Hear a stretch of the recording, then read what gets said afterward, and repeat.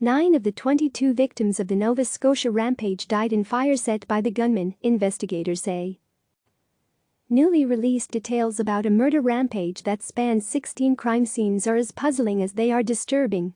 The attacks in Nova Scotia unfolded over the course of 12 hours between April 18 and 19.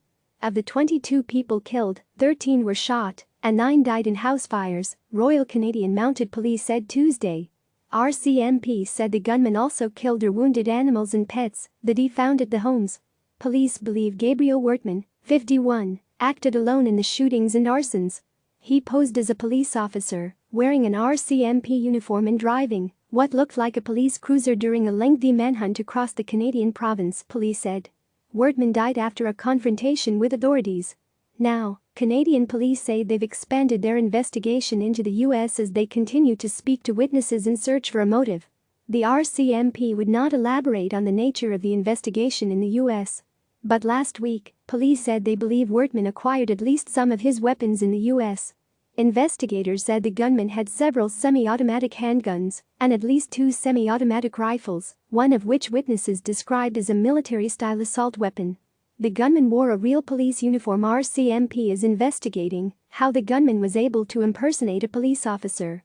He owns several RCMP replica vehicles and wore an authentic RCMP uniform during at least part of his murder rampage, Superintendent Darren Campbell said. The gunman had relatives who retired from the RCMP, but they did not assist him in any way, police said. The motive remains a mystery. Police say the gunman attacked his girlfriend prior to the lengthy rampage, but the motive for the string of attacks remains a mystery. His girlfriend was seriously injured and is helping police with the investigation. RCMP said it will speak to more than 400 witnesses as it tries to determine the motive. It doesn't appear in terms of what we've seen that he was purposefully targeting women, Campbell said. It would appear as if he was just targeting individuals that either he knew or individuals for whatever reason that I don't think any of us will either understand or comprehend. An officer was among the 22 killed. The victims included RCMP Constable Heidi Stevenson, whose vehicle was involved in a head-on collision with Wortman's car. The gunman shot Stevenson and took her handgun and ammunition before killing a bystander, police said. He set both Stevenson's cruiser and his car on fire. Family and friends of the victims have said an emergency alert by police could have prevented some of the deaths.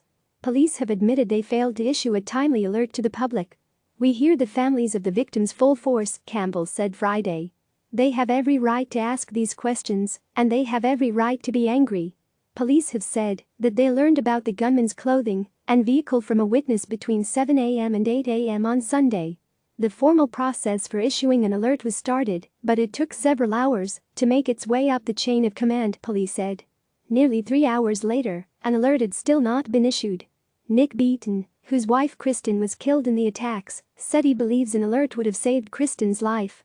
I guarantee that without a shadow of a doubt, because I would not have let my wife leave that morning, Beaton said. Not a chance. Prime Minister Justin Trudeau said the failure to issue an alert would be part of a larger investigation.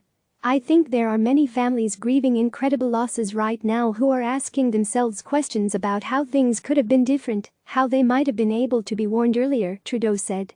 Those are extremely important questions that I know will be addressed through the investigation's conclusions. CNN's Ray Sanchez contributed to this report. Click subscribe to receive the latest news.